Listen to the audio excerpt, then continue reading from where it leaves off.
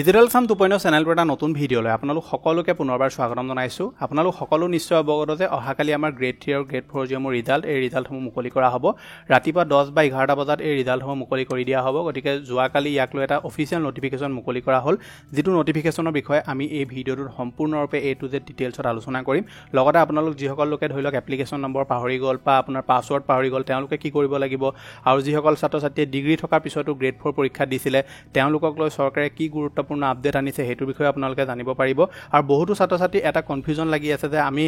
যিটো computer test আছে এইটো কোনসকল ছাত্ৰ ছাত্ৰীয়ে দিব লাগিব, মানে ধৰি লওক হায়াৰ ছেকেণ্ডেৰী লেভেলৰ যিসকলে পৰীক্ষা দিছিলে তেওঁলোকে দিব লাগিব নে নালাগে, বা গ্ৰেড 4 যিসকলে পৰীক্ষা দিছিলে তেওঁলোকৰ যিটো ধৰি লওক টেষ্ট হ'ব সেইটো কেনেকৈ হ'ব, সকলোখিনি কথা আপোনালোকে এই ভিডিঅ'টোৰ পৰা A to Z ডিটেইলছ জানিব পাৰিব। গতিকে ভিডিঅ'টো সম্পূৰ্ণৰূপে প্ৰথমৰ পৰা শেষলৈকে চাব। এতিয়ালৈকে আপুনি ভিডিঅ'টোত যদি লাইক এটা কৰা নাই লাইক এটাও কৰি দিব, আৰু চেনেলটোলৈ যদি প্ৰথম আহিছিলে ছাবস্ক্ৰাইব কৰি ল'ব। এতিয়া চাওক আপোনালোকে নটিফিকেশ্যনটোত চাব পাৰে, ইয়াত ধুনীয়াকৈ তেওঁলোকে লিখি থৈছে যে 7 তাৰিখ অৰ্থাৎ অহাকালি আমাৰ যি পৰীক্ষাৰ ৰিজাল্ট আছে গ্ৰেড 3 আৰু গ্ৰেড 4 পৰীক্ষাৰ ৰিজাল্ট, এই ৰিজাল্টসমূহ মুকলি কৰা হ'ব। কিন্তু ইয়াত তেওঁলোকে এটা কথা লিখিছে যে state level recruitment commission for class 3 post will be declared on 7 March. কিন্তু এই যিটো নটিফিকেশ্যন আছে নটিফিকেশ্যনটোত তেওঁলোকে ক্লাছ 4 পোষ্টৰ কথা উল্লেখ কৰা নাই, মানে অহাকালি ক্লাছ 4 পৰীক্ষাৰ ৰিজাল্ট দিব বুলি উল্লেখ কৰা নাই। কিন্তু মই আপোনালোকক এইটো নকওঁ যে নিদিয়ে বুলি, যিহেতু মুখ্যমন্ত্ৰী ডাঙৰীয়াই কৈছিলে যে ক্লাছ 3 মানে গ্ৰেড 3 আৰু গ্ৰেড 4 পৰীক্ষাৰ ৰিজাল্ট তেওঁলোকে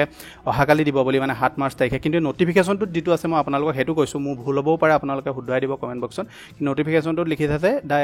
state level recruitment commission for class 3 post will be declared on 7 March 2025, অৰ্থাৎ অহাকালি মুকলি কৰা হ'ব বুলি লিখিছে। ইয়াত ক্লাছ 4 পোষ্টৰ কথা তেওঁলোকে দিয়া নাই, কিয় দিয়া নাই বা সেইটো নাজানিম, কিন্তু দিবও পাৰে কাইলৈ নিদিবও পাৰে, সেইটো বিষয়ে ইয়াক লৈ এতিয়া কোনো অফিচিয়েল একো আপডেট নাই। গতিকে কিবা ধৰি লওক মিষ্টেকো হ'ব পাৰে, কিবা হ'ব পাৰে। গতিকে এই নটিফিকেশ্যনটোত সেইটো বিষয়ে লিখা আছে। তাৰপিছত লিখা আছে যে successful candidate of the written examination OMR based will have to appear for the next level of test and verification of documents the details of which will be notified later on. আপোনালোক যিসকল ছাত্ৰ ছাত্ৰীয়ে অহাকালি যিটো পৰীক্ষা result দিব, সেই ৰিজাল্টটো যিসকলে পাছ কৰিব তেওঁলোকৰ এটা নতুন ধৰি লওক পৰীক্ষা হ'ব, যিটো তেওঁলোকৰ স্কিল টেষ্ট বুলি ক'ব পাৰে, বা ধৰি লওক ভাইবা হ'ব পাৰে। স্কিল টেষ্ট হ'ব, যিসকলে গ্ৰেড 3 পাছ কৰিছে তেওঁলোকে স্কিল টেষ্ট হ'ব, লগতে ডকুমেণ্টছ ভেৰিফিকেশ্যনো হ'ব। এতিয়া ডকুমেণ্টছ ভেৰিফিকেশ্যনৰ ক্ষেত্ৰত আপোনালোকক কি ডকুমেণ্টছ বিচৰা হ'ব, মই ইয়াক লৈ এটা ডিটেইল ভিডিঅ' আপোনালোকৰ কাৰণে লৈ আনিম। সেই ভিডিঅ'টো আপোনালোকে নিশ্চয় চাব। তাত মই ডকুমেণ্টছ কি লাগিব, আপোনালোকে কেনেকৈ পৰীক্ষাটোত এপিয়াৰ হ'ব লাগিব, কেনেকুৱা ধৰণৰ প্ৰশ্ন সুধিব, সকলোখিনি কথা আমি এই ভিডিঅ'টোত আলোচনা কৰিম। তাৰপৰা যিটো তেওঁলোকে পইণ্ট উল্লেখ কৰিছে এই পইণ্টটো আপোনালোকে অলপ মন দিবলগীয়া। ইয়াত লিখিছে the result of the candidate declared to be qualified for the next level of test are provisional and subject to fulfilment of the eligibility criteria as prescribed in the advertisement and veracity of the documents and declaration made during filling of the online application. এটোৰ বিষয়ে মই আপোনালোকক যোৱা দুদিনৰ আগত এটা ভিডিঅ'ত কৈছিলোঁ যে আপোনালোকে যদি গ্ৰেড 4 পৰীক্ষা দিছে আৰু আপোনালোকৰ যদি ডিগ্ৰী আছে তেনেকুৱা ক্ষেত্ৰত আপোনালোক সমস্যাত পৰিব পাৰে। আৰু মুখ্যমন্ত্ৰী ডাঙৰীয়াও কৈছিলে যে তেওঁলোকে ব্যৱস্থা গ্ৰহণ কৰিব যদি কোনোবাই তেওঁলোকৰ ওপৰত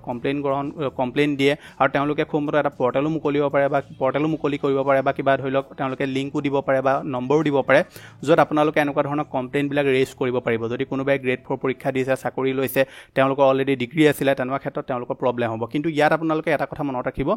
যদি আপোনালোকে এপ্লিকেশ্যনখন যেতিয়া ফিল কৰিছিলে, মানে যেতিয়া আপোনালোকে ধৰি লওক গ্ৰেড 4 পৰীক্ষাৰ কাৰণে আপোনালোকে এপ্লাই কৰিছিলে, তেতিয়া আপোনালোকৰ ডিগ্ৰী নাছিলে, আপোনালোকৰ বেক লাগি আছিলে, বা আপোনালোকৰ ধৰি লওক তেতিয়া 3rd ছেমিষ্টাৰত আছিলে, বা ধৰি লওক 4th ছেমিষ্টাৰত আছিলে, বা 5th ছেমিষ্টাৰত আছিলে, মানে ডিগ্ৰী আপোনালোকৰ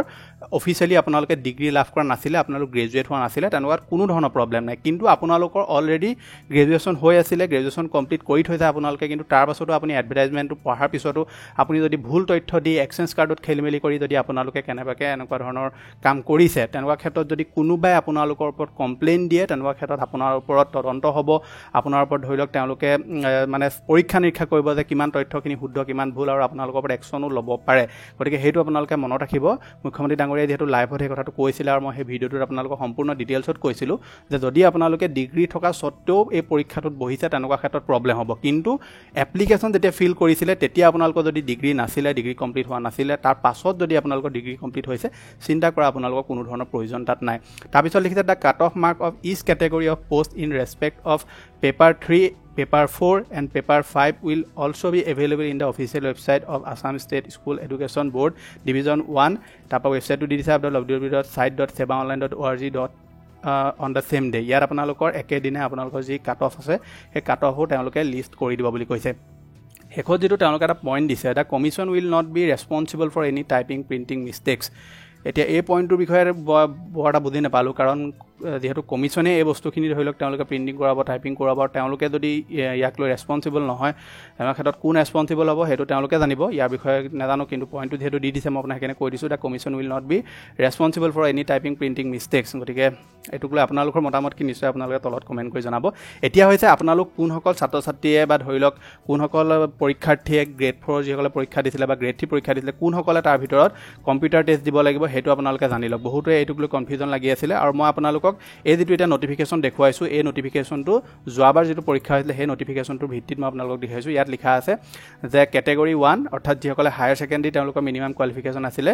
কেটেগৰী 2 যিসকলে ধৰি লওক candidate qualified for the post having minimum qualification bachelor degree যাৰ নৰ্মেল যিটো বেচলাৰ ডিগ্ৰী আছিলে মানে উইথ কম্পিউটাৰ চাৰ্টিফিকেট নহয় ধৰি লওক নৰ্মেল তেওঁলোকে নৰ্মেল তেওঁলোকে ডিগ্ৰী কৰি থৈছে তাত তেওঁলোকৰ কোনো ধৰণৰ কম্পিউটাৰ তেওঁলোকৰ মানে কোৰ্চ নাছিলে বা কম্পিউটাৰ চাৰ্টিফিকেট নাছিলে 3 নম্বৰটো হৈছে candidate qualified for the post having minimum qualification bachelor degree with computer or library science এইসকল লোকে কম্পিউটাৰ যিটো স্কিল টেষ্ট আছে সেইটো দিব লাগিব যোৱা বছৰ নটিফিকেশ্যনৰ ভিত্তিত মই আপোনালোকক কৈ আছোঁ তেওঁলোকে এই যিটো পৰীক্ষা আছিলে পৰীক্ষাটো দিব লাগিব অৰ্থাৎ কম্পিউটাৰ স্কিল টেষ্ট আপোনালোকে দিব লাগিব সেইখন চিলেবাছ কি হয় কেনেকৈ আপোনালোকক কি আহিব ইয়াৰ ওপৰত অলৰেডি ইউটিউবত ভিডিঅ' বহুত আছে আৰু মই আপোনালোকৰ কাৰণে এটা ভিডিঅ' লৈ আনিম কাইলৈ বা পৰহিলৈ ভিডিঅ' লৈ আনিম বাৰু লগতে যিসকলে ক্লাছ 4 পৰীক্ষা দিছিলে অৰ্থাৎ গ্ৰেড 4 পৰীক্ষা দিছিলে তেওঁলোকে ভাইবা তেওঁলোকৰ টেষ্ট হ'ব অৰেল টেষ্ট হ'ব য'ত তেওঁলোকক কিছুমান কুৱেশ্যন সোধা হ'ব তেওঁলোকক ধৰি লওক ফেচ টু ফেচ তেওঁলোকৰ এটা ইণ্টাৰভিউ নিচিনা হ'ব য'ত তেওঁলোকে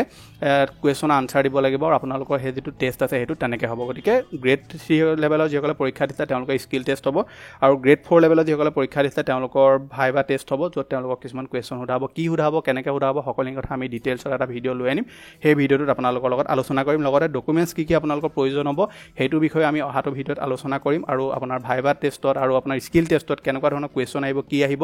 সকলোখিনি কথা আমি আহিবলগীয়া ভিডিঅ'সমূহত আলোচনা কৰিম গতিকে আপোনালোকে চেনেলটো ছাবস্ক্ৰাইব কৰি ৰাখিব আৰু এটা কথা কৈ দিওঁ আপোনালোকক অহাকালি যেতিয়া ৰিজাল্ট মুকলি কৰা হ'ব ৰিজাল্ট মুকলি কৰাৰ লগে লগে মই আপোনালোকক যিটো অফিচিয়েল লিংক আছে মই ডেছক্ৰিপশ্যনত দি দিম আপোনালোকক এই ভিডিঅ'টোৰ ডেছক্ৰিপশ্যনতে দি দিম আপোনালোকে এই ভিডিঅ'টোৰ ডেছক্ৰিপশ্যনত আহিয়ে ৰিজাল্টটো ডাইৰেক্টলি আপোনালোকে চেক কৰিবহি পাৰিব বাকী যিটো মই আপোনালোকক নটিফিকেশ্যন দেখুৱালোঁ এই নটিফিকেশ্যনটো যদি আপুনি ডাউনলোড কৰিব বিচাৰে তেনেহ'লে আমাৰ হোৱাটছআপ চেনেলটোত জইন কৰক তাতে আপুনি আমাৰ হোৱাটছআপৰ গ্ৰুপৰ লিংক পাই যাব সেই লিংকটোত আপোনালোকে ক্লিক কৰিলে নটিফিকেশ্যনটো আপুনি লাভ কৰিব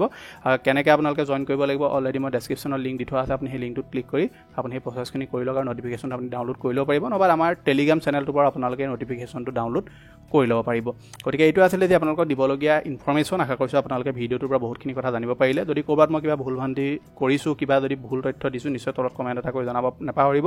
লগ পাম মই এটা অন্য ভিডিঅ'ত আজিলৈ ধন্যবাদ